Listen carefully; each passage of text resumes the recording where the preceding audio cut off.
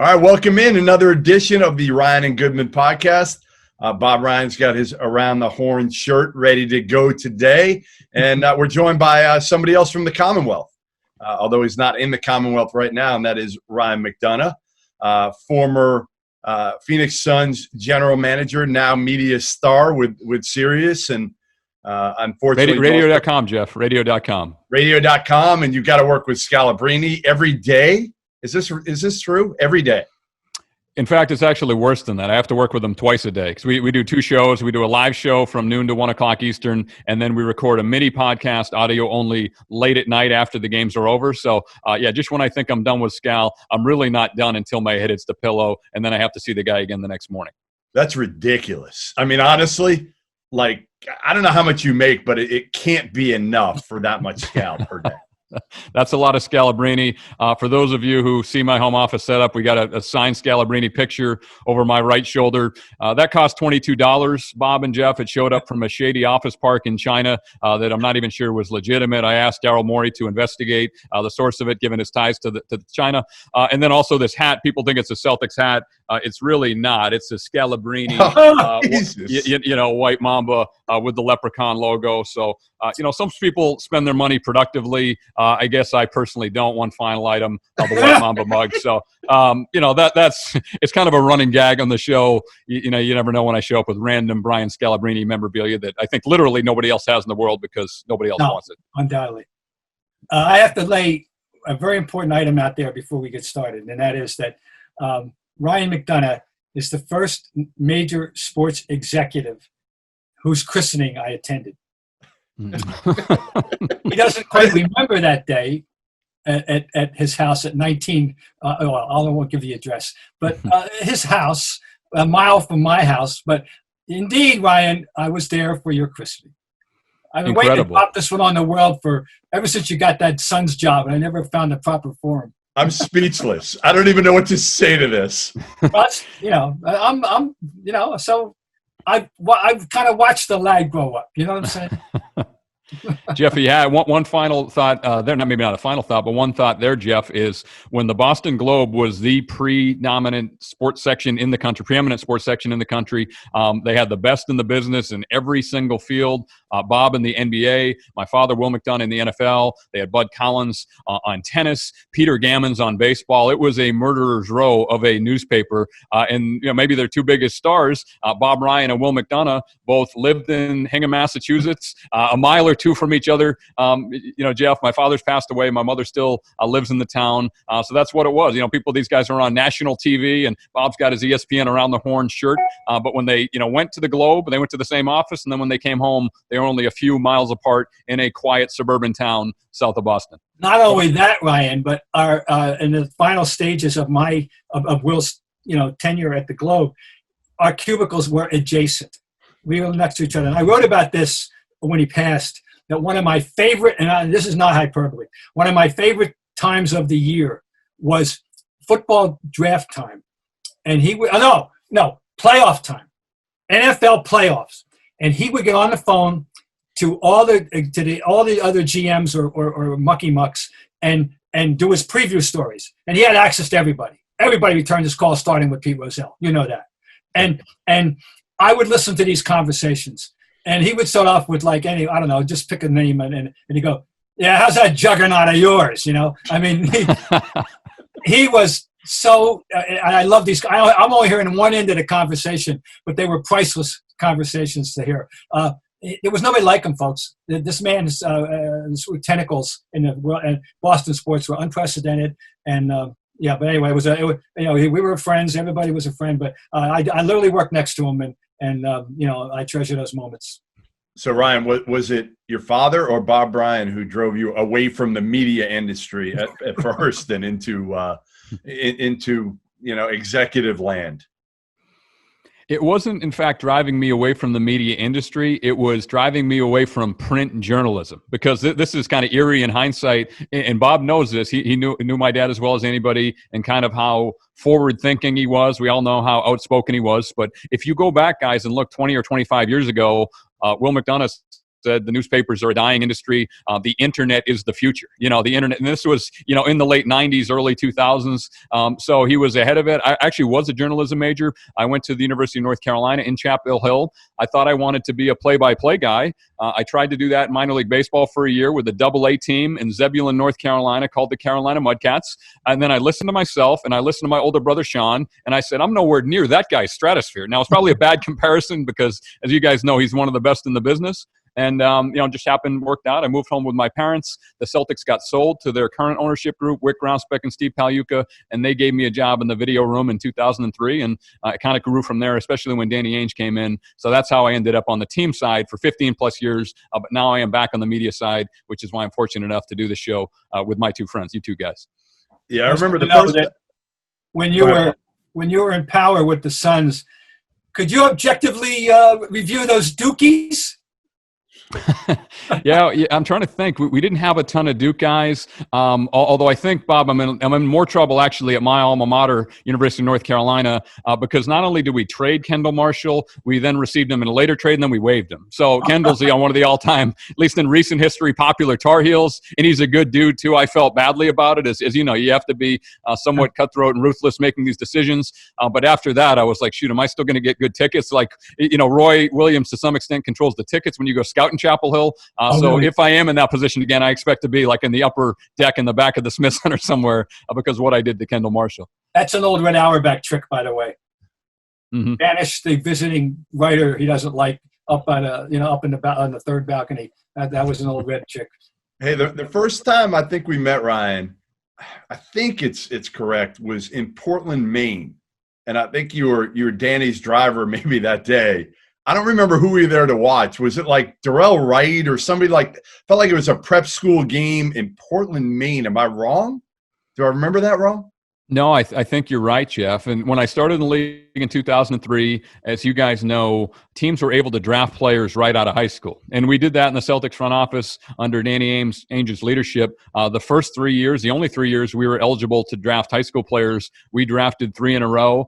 Kendrick Perkins in 2003, Al Jefferson in 2004, and then Gerald Green in 2005. And then they changed the rule in 2006, and you couldn't do that anymore. But I bring it up, Jeff, because you were there. You were one of the pioneers of the high school recruiting, and will guys go to college? Will they go straight to the NBA? And that was such a difficult time as far as information gathering, right? Because as an executive, if you're doing business with Duke, North Carolina, Kansas, Kentucky, you see the same people over and over again, year after year, the head coach, the assistant coaches, the trainer, the sports information guy. So you're able to build a network and get good intel and good information about those prospects. When you're in a high school gym or a neutral gym with a bunch of high school teams or AU teams playing, you don't know the people. You don't know if they're on the take or if they like the kid or hate the kid. So it was really hard to get good information, not only as far as, intel on character and work ethic, but also on statistics, on medical.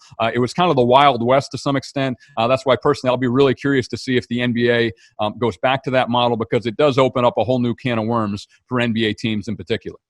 All right, let's get down to business. Let's get down to the big news. And there has been big news already today on Thursday coming out of nowhere. Nobody saw this coming. Steve Nash, the new coach of the Brooklyn Nets. Like, it just sounds so weird right now. How's it going to work, Ryan? I mean, Kyrie, obviously KD and Kyrie had to sign off on this thing, right? I mean, we know that, but it may look good on the surface with Kyrie because obviously he's going to be tutored by one of the greatest at his position of all time. But this guy has no coaching experience, and he's now coaching two of the biggest egos in the NBA, period.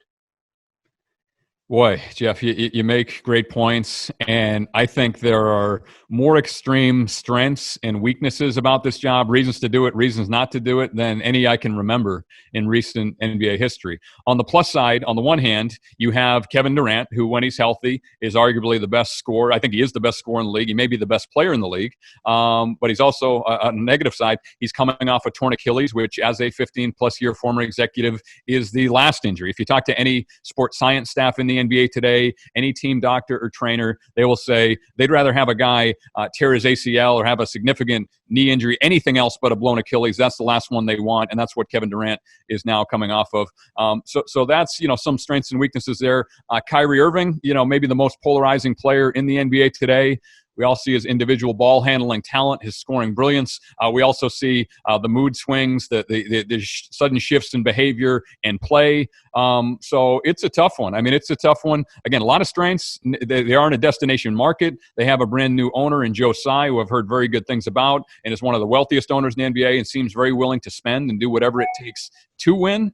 They have some talented players on the roster led by Durant and Irving. But how do guys like Karis LeVert, who was great in the bubble, Spencer Dinwiddie, who played terrific, especially before Kyrie arrived, and then when Kyrie was out of the lineup this year, how do they react to all that? And guys, what I keep coming back to, because being the GM of the Phoenix Suns for 5+ years, I spent a little bit of time around Steve Nash, not a lot, but a little between there, and also after I got fired by the Suns, I went and visited the Warriors and a little around him a little bit there. The thing I keep coming back to, guys, is he's a really nice guy, and you guys know that. But the NBA, as Bob knows as well as anybody, can be a dog-eat-dog in the locker room. So that's the question I have with Steve. Not the basketball acumen or the know-how. He obviously has that, but is he willing to put his foot down and command respect in the locker room?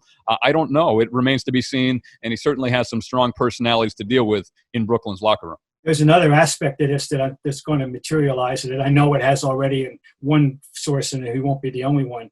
The potential blowback about the fact that he is a Caucasian without experience, Hall of Famer, of course, and there are qualified black people, including one who's won a championship, and I'm sure is going to get a job. I'm betting Tyler winds up in Philly, but there are others that are sitting out there. Mark Jackson. I'm not a big particular fan of his, but he certainly has credentials that you can't ignore. Jason Kidd. What were the credentials, Bob? What were Mark Jackson's credentials as a coach? They're average. I heard Stephen A. Smith on this shit, and I'm not lying. I'm just saying it's going to hear about. Look, I'm not a big fan of Mark Jackson, and I got myself in trouble by overreacting to Mark Jackson to the replacement, of Kerr. I thought he took him to water, couldn't make him drink. But you're going to hear about it. It's going to be in the climate we're living in the world of social justice that we're talking about, it will not be ignored. And Stephen, I'll name the name. Stephen A. won't be the only one. He just happened to have the forum today first. That's all. A lot of people went against him right away. Jay Will, Damian Woody. Most people are looking at this and saying, listen, Steve Nash, one of the greatest ever, unbelievable basketball mind. And ultimately, KD and Kyrie signed off on this. Oh, it's really interesting, though. Yeah, I of course they had to. And Ryan, how did he?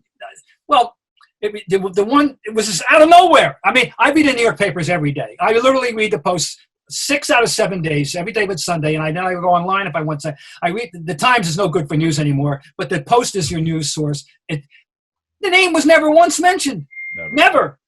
This is very similar to when Danny hired Brad. No one on the outside had the slightst idea that was going to happen. But in this case, you had all the speculation about the Ty Lues and about the others. Ryan, how do you have meetings in the dead of night, like in Watergate, in the parking garage? How do you have these meetings that people don't know about? Or how do you have this contact, that nobody gets a whiff of? It's based on relationships and trust, Bob, as so much is in the NBA and pro sports in general. And I bring that up because here in Phoenix, I still live in Arizona, and being GM of the Phoenix Suns for 5+ years, the history of the franchise. And Sean Marks, the GM of the Brooklyn Nets, and Steve Nash were not only teammates, they're very close personal friends. And so, guys, I don't think, without revealing too much, I know that teams have reached out to Steve Nash. Multiple teams have reached out to Steve Nash in the past about either being a head coach, being in the front office. Obviously, he was a consultant in Golden State. Now, the interesting thing there was, keep in mind, I visited the Warriors the past couple of years and spent a lot of time around their team in preseason and training camp, things like that. Nash did not live in the Bay Area. He lived in L.A. and commuted, so he was only around a few days a month. It's not like he was there. You guys know what it's like to be a head coach or an assistant coach. It's a 30-day a month job minimum. If you even have one day off, you're lucky. Nash kind of came and went and did some broadcasting. He's involved in ownership of a Spanish soccer team, so he's a pretty diversified guy. So on the one hand, he hasn't been in the trenches as a coach and grinded, for 15 plus hours a day. That has not been the job.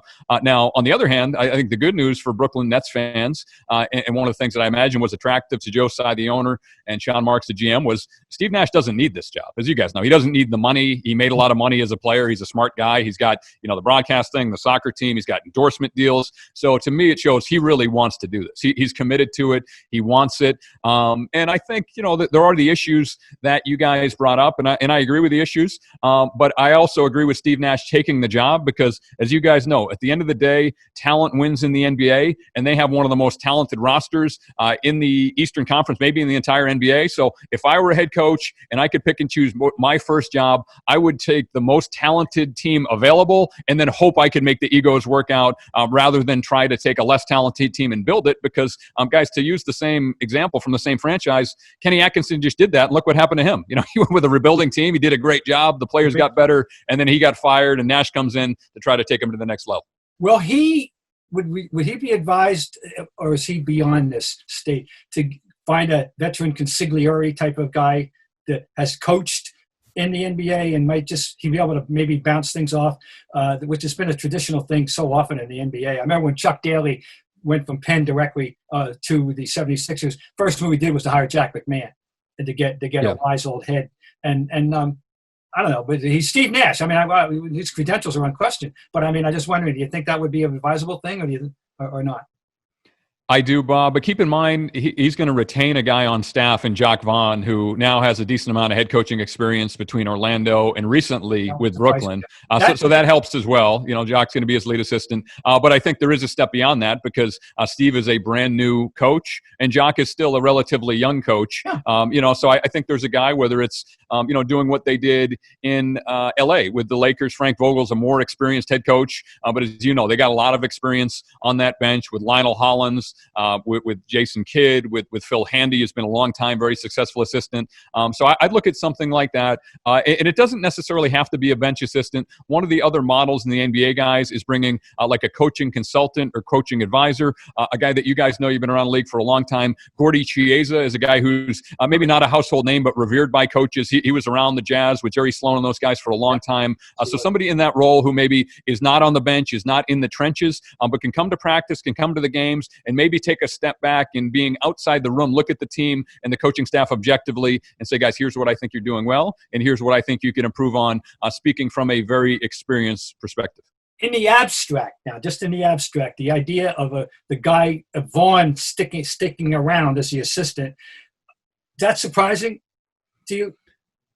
It's a little bit surprising to me, and I give a lot of credit to Jacque Vaughn for this because it's he has to subvert his ego, in my opinion, to do that. Anybody who has been the head coach now as an assistant, I think that's a lot easier to do with a different franchise. That happens all the time, right? If with the Phoenix Suns, if I got demoted instead of fired, I would have been more upset about that. Just all right, like maybe I'll go back and work with another team somewhere in a job like I had in Boston or whatever. That's more palatable from an ego perspective. So I give Jacque Vaughn a lot of credit. I think Steve Nash will rely on him heavily because not only has he coached the team, in my opinion, very successfully, guys. Keep in mind, one of the things we cover on our Scalabrine Palace show on radio.com is some of the sports betting angle. And I bring it up because the over-under for the Brooklyn Nets going into the bubble in Orlando in the 8 seeding games was 1.5. And I didn't know if they were going to win 2 games. As you guys know, they were 5-3, and they were a Karis LeVert step back away from going 6-2 without, 5 out of their top 6 or 6 out of their top 7 players, and that was Jacque Vaughn. Jeff and I were joking about the roster that they went in there with. About who's kidding who, how they're going to win a game. And they certainly achieved, and some of that credit has to go to Jacque Vaughn.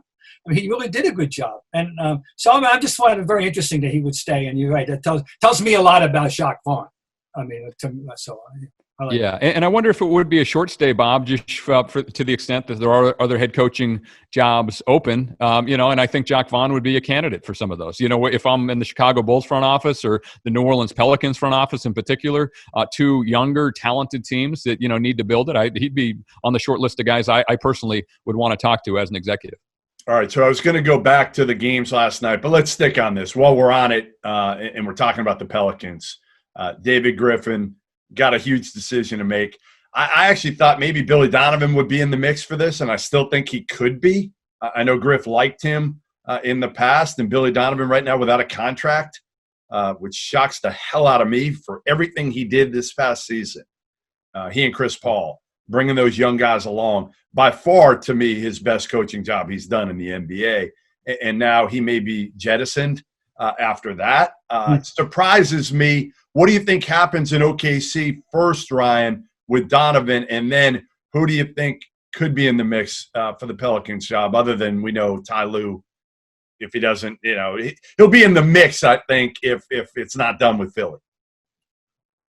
Yeah, great questions, Jeff. Billy Donovan was my choice for Coach of the Year. I thought he did the best job of any coach in the NBA, and I always view the award relative to expectations, right? So, Mike Budenholzer and the Bucks had the best record. Bud won it a year ago. He was deserving because if you think it's the best team, then obviously you just go by the record.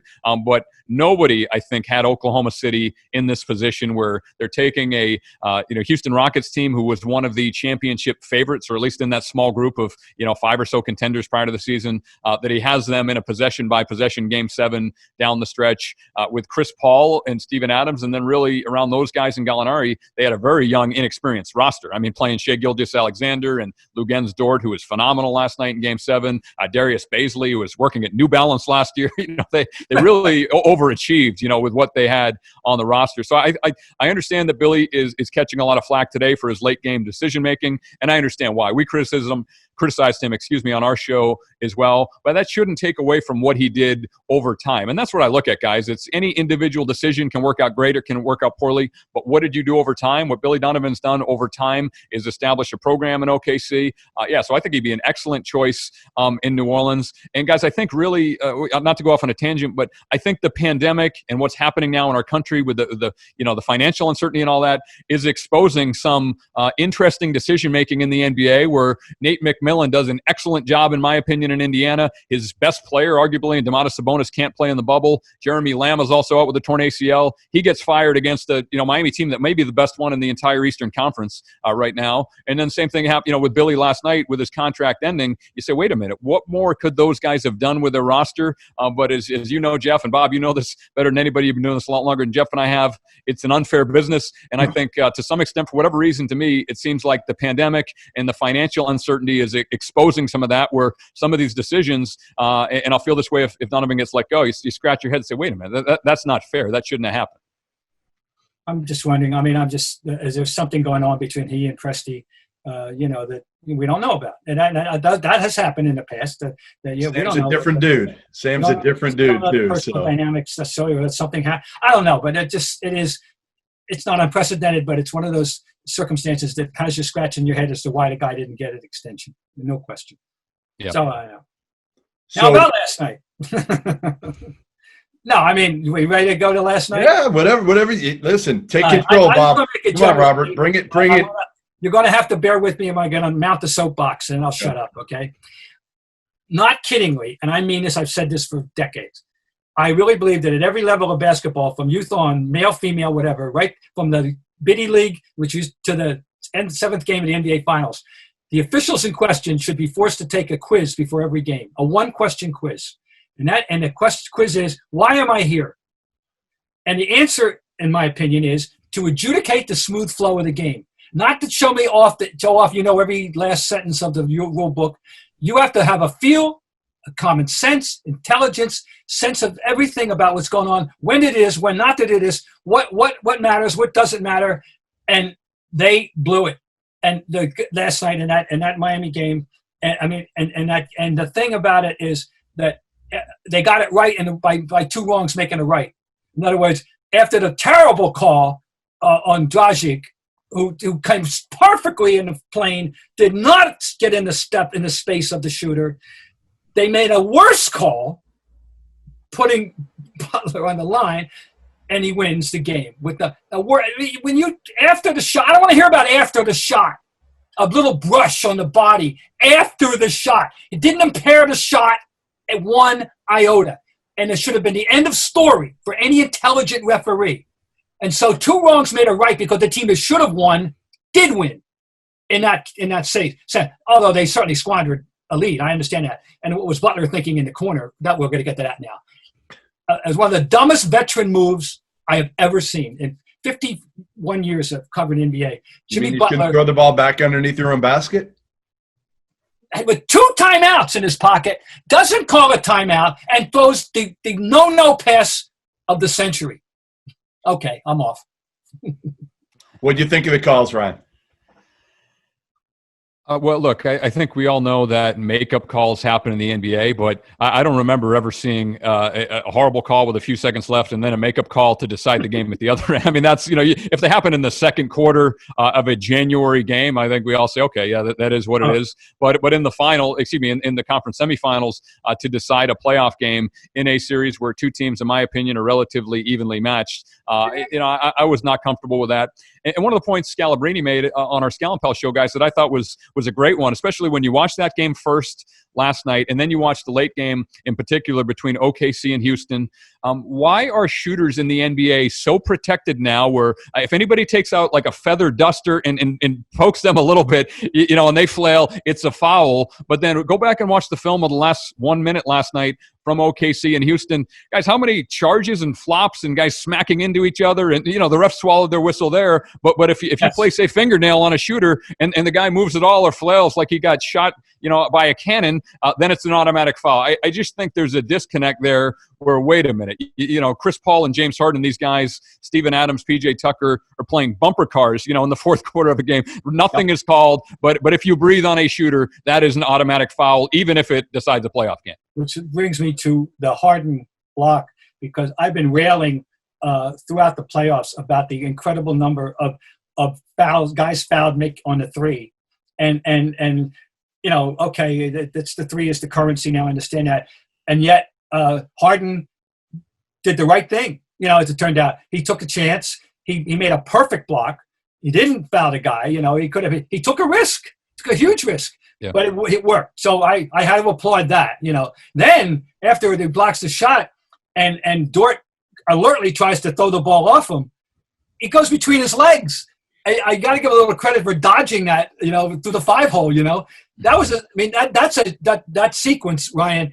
I've seen a lot of basketball. I've never seen a sequence like that at the end of a game, to help decide a game. There was a lot of stuff that we never seen before, but it was a wild night of basketball. It was entertaining as all hell. It was dramatic. It wasn't pretty at times, but boy, it kept us on the edge of our seats. That's for sure.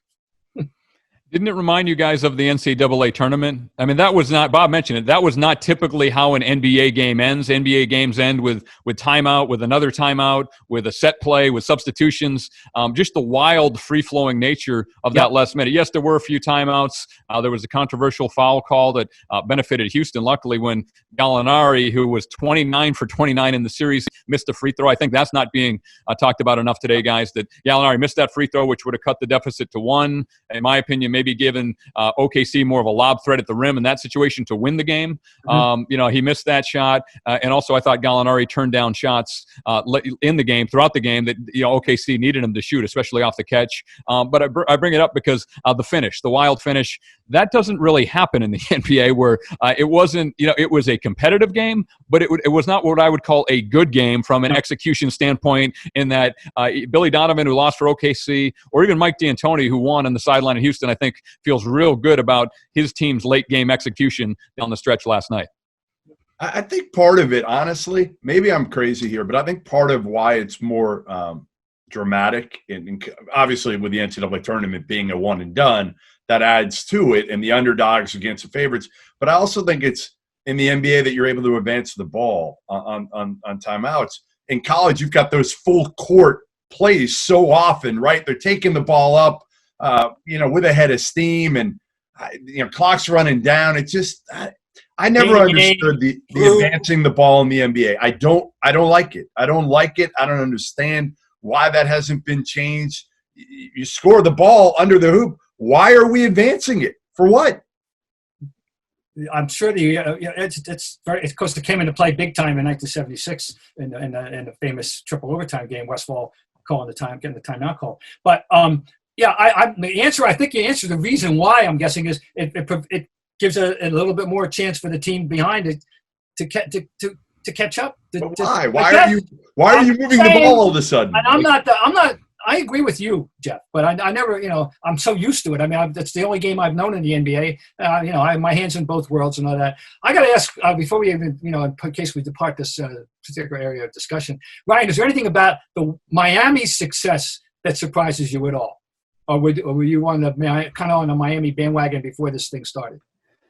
Yeah, I thought they would beat Indiana in the first round, especially without Sabonis, but I was impressed by how easily they handled the Pacers because, as you guys know, even without Sabonis, the Pacers have a good team. TJ Warren, our guy from the Phoenix Suns who got traded to Indiana, he played out of his mind, I thought, in the bubble. And then, with Victor Oladipo, Miles Turner, Brogdon, they have some good players. And I was impressed by how easily Miami dispatched of Indiana in a 4-0 sweep. But what's really stood out, guys, and I feel stronger about this now after having watched the first 2 games of the series, watching Milwaukee play against Miami, I know what the seeds are. I know what the regular season records say. I just think the Miami Heat are better. I think they're a better team. I think they have more depth. I think they have more shooting. I think they have more versatility and ways to beat you. Because when I look at the Milwaukee Bucks, they only have really 3 shot creators, in my opinion. They have Giannis, they have Chris Middleton, and Eric Bledsoe, who returned with a strained hamstring and played. I thought he was solid last night. But really, those 3 guys. So Miami can load up on 3 guys, whereas Milwaukee, who do you load up on? Miami, now that they have the shooting with Duncan Robinson, and they have Tyler Herro, and they have Kelly Olynyk coming off the bench. Milwaukee's defense, as you guys know, is designed to wall off the basket, protect the rim, go vertical, protect the paint. They're great at that, but they've changed what they're trying to do defensively to not get torched by those guys on the 3. And I think that's allowing some driving lanes, for Jimmy Butler, for Bam Adebayo. So, Bob, that's a long-winded way of saying I don't think that anything that's happened in the first 2 games is a fluke. In fact, I expect Miami to win the series and advance to the Eastern Conference Finals because I firmly believe they're the better team. Well, they may be the best team in the East. I mean, right now, you're looking at it and you're saying they're probably the favorites to come out of the East because of, I think, how they're constructed, right? Their pieces fit so well together, and Jimmy Butler fits that situation, that culture, right? It wasn't right for when Fred Hoiberg took over in Chicago. It wasn't the right coach for him, right? Then he bounced around in Philly. He aligns himself with Embiid. It's a mess already in Philly with the locker room and everything like that. But I think in Miami, Jimmy Butler being Jimmy Butler works because that's what Pat Riley is used to. That's what Spo wants. And the pieces they put around those guys, Duncan Robinson, like you said, Tyler Herro, is fearless shooters. I mean, both of them, like coming from opposite ends of the earth, Kentucky and Williams College, but they both come in with like, I'm going to let it fly. And I'm not going to worry about it. And I think the key in the series that probably won't be talked about enough and hasn't is Dragic and Bledsoe. I trust Dragic. I've never trusted and never will trust Eric Bledsoe to be on a team that can win a championship or compete for a championship, period. Ryan, from what you know or what you sense and what your common sense and intelligence would tell you, how much influence do you think Pat Riley exerts on a regular, maybe even daily basis in every aspect of how that team goes about its business? A lot, Bob. The culture for me with any organization starts from the top down, and at the very top, as you guys know, is ownership. And the Arison family, Mickey and Nick Arison, have empowered Pat to do that and supported Pat and backed Pat. And after doing this for 15 plus years, guys, with varying levels of success over multiple organizations, that's the most important thing, honestly. And I think if you look beyond Miami, who are the best organizations? I'd look at the Boston Celtics. I'd look at the San Antonio Spurs, maybe OKC, Golden State. Seems like they're getting there. They have that stability from the top down, ownership, front office, and there's no better example of stability. So I bring it up because Jeff made a great point about Jimmy Butler. Jimmy Butler was a guy who went to community college. He played in the Portsmouth Invitational. He was a late first-round pick. He's an underdog with a chip on his shoulder, and he still has that, even though he's a max player and a star in the NBA. He still has that chip. But Bob, as you know, not every organization is equipped or empowered to handle that when a guy, bucks, to use an example, like a horse, when he bucks, some organizations let him run roughshod. He's not going to do that in Miami. Everybody knows that. Pat's got control of it. Spoelstra's got control of it. Those guys have each other's back.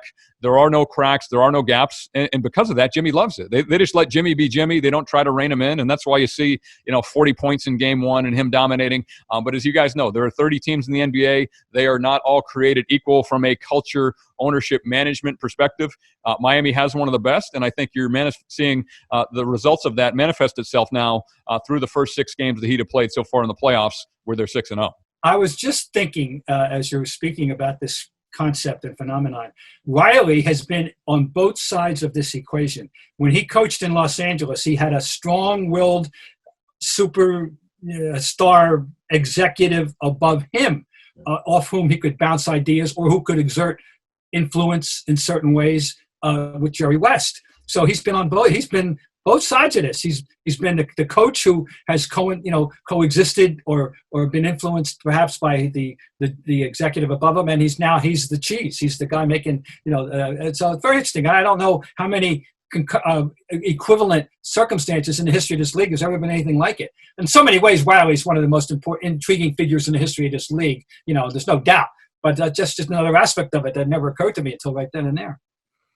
I'll give you one more example, Bob, if I could, because I know both these guys very well, as do the two of you. And that's what's going on now with the team that will play in the late game tonight, the LA Clippers, and what Doc Rivers and Lawrence Frank have done. I worked with both of them when I was with the Boston Celtics. And what they will both tell you is, Doc, as you guys know, when he got there, Lawrence had not arrived yet, and Doc was the head coach and president of basketball operations. And I think Doc wanted that at the time. But then, as you know, something looks intriguing until you have that pressure and that responsibility, guys. And in my opinion, in today's NBA, having done just the executive piece of it, in for one franchise or two, I guess, with the Celtics and Suns, the job's a monster today. As you guys know, there's so much more to it than just picking players and showing up at games. So I bring it up because I think Doc wanted both those jobs. In fact, I know he did. And then when he was head coach and president, said, I can't do all that. I can't do all this effectively. On the flip side, conversely, Lawrence Frank had been a head coach with the New Jersey Nets and then with the Detroit Pistons. So what Lawrence will tell you is, I've done Doc's job and he's done mine. And so there's that mutual respect. Pat Riley has done Eric Spoelstra's job. He knows how difficult it is. And I think that's why there's probably a decent chance that those two teams, the Miami Heat and LA Clippers, meet in the NBA Finals. So are you buying the Celtics without Gordon Hayward getting to the NBA Finals? Because I don't know if Gordon's going to be ready for the next series even at this point. I'm not sure. I mean, I know the ankle injury was pretty significant. And obviously his wife also is due at some point here in the next couple of weeks. So, even if they dispatch of Toronto in 4 or 5, he may not be around. And honestly, the way they're playing right now, they look like they could beat anybody in the East at least. Are you buying Tatum, Jaylen Brown, and Kemba, and now the resurgent Time Lord can knock off Toronto and then get past either Miami or Milwaukee? Yeah, I think Boston has as good a chance as any team to come out of the Eastern Conference, Jeff, even without Gordon Hayward. And you mentioned, some of their best players. Jason Tatum is emerging into a superstar. One question I want to ask Bob after this is, where Tatum will end up on the Celtics all-time scoring list, because personally I think he might be at the top. But, so you know what you're going to get from him. He's that good at a young age. Kemba Walker is experienced. He struggled some, obviously, in Game 2. Especially early in that game, but is a very good, proven player overall. And Jaylen Brown, the difference for me, Jeff, are the emergence of the X factors, the guys you don't expect a whole lot from. Marcus Smart, the way he shot the ball so far in this series. Brad Wanamaker, some of the impact he's had. And then you mentioned Robert Williams. A ton of credit goes to him individually, but also I give a lot of credit to Brad Stevens, because Scalabrine and I talked about it on our show. My guess is Nick Nurse and the staff in Toronto prior to Game 1 said, as soon as Cantor's in the game, we're going to attack him, put him in pick and rolls. Well, what did Brad Stevens do? He never put Cantor in the game. He hasn't played a minute through the first 2 games of the series, and Robert Williams has had a huge impact off the Celtics bench. And Cantor did have an impact in the first series, and it just is a tribute to the roster assembly and also he may be. I don't think he's an actor. I think he's a sincere person. He looks joyful on the bench. Every time you see him, he's a major rah-rah cheerleader on that bench, which I admire. You asked me about Tatum. First of all, I am only in this duo here the junior member of the fan club, because Mr. Goodman is the president. of the local chapter of the Jason Tatum fan club.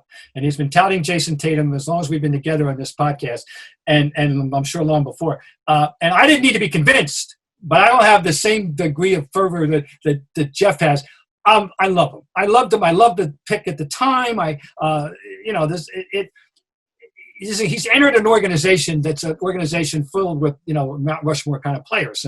And so, when you're even the thought of putting him in the discussion down the road with a Burden, a McHale, or Pierce, or Garnett was 4 or 5 years is a compliment. He has a chance to go out, obviously, as one of the all-time Celtic greats and an NBA perennial all-star. And he's only getting better before our very eyes. But I yield, believe me, to Mr. Goodman. He was there first. Listen, the big thing, I tweeted this the other night. I think every part of his game has gotten better. Obviously, his perimeter shot is one of the bigger things because he really didn't shoot it well, and I rip on him all the time. In college, he wasn't a great 3-point shooter, but he worked. He worked with Jalen, and I think it was Micah Shrewsbury all the time. I think those guys, when Micah was here before he went back to college, those three were, and Micah used to tell me all the time, like, these guys work. And I was worried about Jalen because of all the other stuff, right? All his other interests and Harvard and everything. I was like, is he going to put everything he's got into fatherhood? Right? Everything for Jalen. So Tatum. Jason. Yeah. Because he had more interests outside. Oh, I worried about that. I definitely worried about that. Is he going to be serious enough? Well, he's answered the question, but I was with you. He had me worried. When I heard about all his credentials intellectually, I said, I hope he's not too smart for this. I hope he wants to be a basketball. Right, and he wants to take it, and be 24/7. With Tatum, I think the biggest thing that we haven't seen in his game, and I saw it early in his career, like sophomore or junior year of high school, is he can really pass the ball. And the game is slowing down. I think, early on in his career, it was shooter. That's what he is, right? The first half of his rookie year, before Kyrie got hurt, they stuck him in the corner, and he was just literally on the 3-point line standing there. And then Kyrie got hurt, Gordon got hurt. That was the difference. Really, those guys getting hurt thrust Tatum and Jalen into bigger roles. But I think with Tatum, I tweeted the other night, he's just got to stop whining so much about the officials. No, that is a bit technical. It's out of control. And I don't think, again, I think you build up, and you know this, Ryan, you build up a reputation in this league like Perk did, right? Every time Perk fouled somebody, what did he do? He had this scowl, right? Like he would look like him and like DeMarcus Cousins, they never foul anybody, ever. And eventually the refs are like, screw it. You know what? Like, I'm going to get you every single time. I don't like you. I don't like dealing with it. And Jason's the nicest kid in the world and the softest spoken kid off the court you can imagine. And I've had several conversations with him about it. And he just said, like, I can't help myself at the time. I can't do it.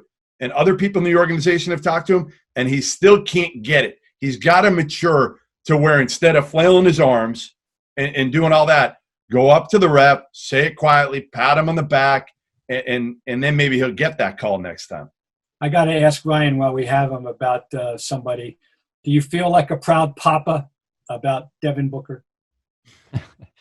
To some extent you do, Bob. And that was, one of the fun things to watch him grow, and especially in the bubble. Obviously I'm not with the team anymore, but to watch him do what he did, to watch the team do what they did, where a lot of people, myself included, wondered whether they should even be there. It'd be a lot easier, in my opinion, to draw a line with teams who were within 4 games of the 8 seed and not include Phoenix and Washington. Been a nice round number with 20 teams, and they expanded it to 22, and you say, well, what happens if Phoenix or Washington lose their first couple games? Then it's going to be a complete waste of time. That is what happened with the Wizards. Obviously, that's not what happened with Phoenix. Phoenix did the opposite of that and got as much out of the bubble experience as any team, in my opinion, other than the team that wins the championship. I think nobody benefited more from it and took better advantage of it than the Phoenix Suns did. So, yeah, I'm really, really happy for him, Bob, really proud of him. It's funny. People ask you about, like they ask me, did you see this coming? I said, well, when he came off the bench at Kentucky and was the 6th man and, backed up the Harrison twins and was a catch and shoot player. No, I did not see him being up there with LeBron James, Carmelo Anthony, Kevin Durant, as far as, the youngest all-time scorers. But, there's been a lot of turnover in Devin's career. I was certainly responsible for some of that. And he's persevered. He's overcome all of that. And, that's one of the other neat things. And Jeff brought it up. I was actually thinking of Booker when he mentioned Tatum in the passing, because I think that's the evolution of Booker's game. And that's what Jeff is seeing as kind of the next step for Tatum. Because people who don't watch Devin closely say, a gunner, an empty calorie scorer. He is not, guys. He is a complete offensive basketball player who can score, he can dribble, he can pass, he can shoot, he can beat you every which way offensively. And I think that's why he'll be a perennial all-star, probably headed to the Hall of Fame someday. And from the Celtics perspective, I feel the same way about Jason Tatum. I think he's just that good. And my final point on this, and I want to get your guys' opinion on this, is Bob, I wasn't saying that Tatum was necessarily going to be the best player in Celtics history. Obviously, that's in my opinion, Bill Russell is that. But I bring it up because with the way the game is played today, with the advantages to the offensive player and the three-point shot, and what Jason Tatum is doing at his age, I wouldn't be surprised if he is able to pass Paul Pierce, who is number 2, and John Havlicek, who is number 1 on the all-time scoring leaders list in Celtics history, because of the way the game is played, but also because he is just that good at a young age. This presumes he stays long enough with the team too. We don't know what the future lies in that regard. You and I don't have to tell you. That the world is not. It's a very volatile world in the sports in terms of contracts and situations and free agency and other circumstances that dictate decisions. So yeah, if he were to stay around long enough, I think he will wind up in that discussion. I could see him averaging 27, 28 a game some year and getting up in that discussion. I mean, he's on the 23-4 range now, right? So he's only getting better. It's amazing. All these guys, let's talk about Booker. He's 23, I believe. Tatum's 22. I believe. The graybeard player on the Celtics is 26. Is that what Marcus is? He's either 25 or 6. He's the longest tenured guy. It's just the precociousness. I'm watching last night. We talked about Miami. Hero is 20, and it looks 15. And, that's the world we're living in. But so it's amazing. I want to throw the three-point shot. It's dominance. It's complete. I'm just asking you. Bob cannot get away from the three-point shot. Bob wants to go back to the old days. I'm just saying, Toronto was 21 for 80 in these first 2 games, okay? Yeah. It sometimes it looks farcical. I mean, but is there anybody that laments this that you know of in the business, or is everybody at least just to say, it is the way it is, it ain't going to change, we're never going to get a better balance. It's going to be more and more three-point centric. Do I have to resign myself to that? You do, Bob. Yeah, you do because look, I've studied this, obviously at a fairly high level for 15 plus years between the Celtics and Suns front offices. And when you do have all the information and you have the numbers, it's hard to make an argument that you should not do it or you should completely disregard it. Let me put it that way. Now, Bob, in my personal opinion, I don't like what Houston does. I think they take it to an extreme, and I think that actually makes them easier to defend because they're not going to shoot from mid-range, right? So you try to take away three-point shots, or you meet them at the restricted area, at the basket. That's where they're going to shoot from, and that. I look at analytically more like what Golden State has done, where, it helps that they had 3 of the all-time great shooters with Curry, Thompson, and Durant when he was there. But, they shot a lot of threes, but they also shot a lot of mid-range. They got to the basket. It was unguardable. Like they had it, coming from every which way. And I think that makes it harder to guard defensively, which is why, personally, some of it, obviously, it ultimately is dependent on talent. But I think with what the Rockets are doing, there is a ceiling and there are some limitations to that where the teams have a little more variance and a little more variety while still embracing the three-point shot. In my opinion, that's the way to win in the modern NBA. All right. Well, with that, we're gonna let Ryan go. How about this, Bob? Ryan is from his christening. He's turning 40 soon. Yeah, I'm aware of that. 40. Jeff, actually, my Wikipedia page is wrong. I don't think Wikipedia has ever been wrong before, but I actually am 40. I turned 40 last year. They're wrong. How do you not correct that somehow? Because I don't care. You guys know what it's like to be a pseudo public figure these days. People are going to say and write whatever. I just ignore that stuff. I just want to say it was a hell of a christening. It was a hell of a christening. Great christening. What do you remember? What do you remember about that christening, Bob? I actually do remember a conversation I had with John Powers about something that was going on at the time. That's all. I just remember it. But I swear to God, folks, I'm not making this up. I was at this gentleman's christening. So there you go. I can't run away from that genealogical fact. Jeff and Bob, can I tell one more quick story before I run? Yep. Because Bob Ryan, obviously anybody who watches this or listens to your podcast knows he is Mr. Basketball and he is worldwide. And keep in mind again that I grew up within a couple miles of Bob, and he worked right next to my dad in the same cubicle. And I bring this up, guys, because my first international scouting assignment of my career was in 2006. I was 26 years old, Jeff, and I went to Tokyo, Japan for the 2006 Basketball World Championships. And there were a few other executives who took me under their wing. I was a young guy. I had no idea what I was doing or where to go or what to do. And I bring this up because we're in Japan. Nobody speaks English. We're the few American guys staying at the Renaissance Hotel in the Ginza Tobu district. And Jeff, one night, there was an off night, a gap between games. This tends to happen in FIBA plays. We go down to the lobby bar to have a drink. Who is at the lobby bar in Tokyo, Japan, having a Coke, but Bob Ryan? So I traveled around the world, literally around the world, from Hingham, Massachusetts to Tokyo, Japan. I go to the hotel lobby bar, and there's Bob Ryan. He was great. He came over. We had a few drinks, told some stories. But for anybody who didn't know, especially your younger viewers and listeners, he is the godfather of basketball, and that is not just limited to the United States. Nice of you to say that. Thank you. What I remember most about Tokyo is losing to Greece. Yeah, in the semifinal. Losing to Greece. Theo Papaloukas put on a pick and roll clinic. Yeah. Go back and watch the film of that game. A baby Shaq. Yep. I'm glad we could do this for both of you guys as much as anything else. For you to see each other in this time. Listen, we got to let you go because you need a nap. You need before you see Scal again. I mean, you better get some sleep or something. I don't know how you do this. I recover and recharge through the day, and then we come back late at night and have some juice from the games. Hopefully we get two more good ones tonight. Yeah. All right. Well, listen, thanks for doing this, Ryan. Thanks, Ryan. Hope all is well, and you're doing a good job. You've come a long way in your short time with the media. You have come a long way. I think you're bound for media. Look at the genes. Look at the genes. That is true. I mean, you listen. I want to say something. I want to pay tribute. Your brother is as good as anyone has ever done. He is not being given his due respect by his employers. I'm sorry. No one is any better than Sean McDonough.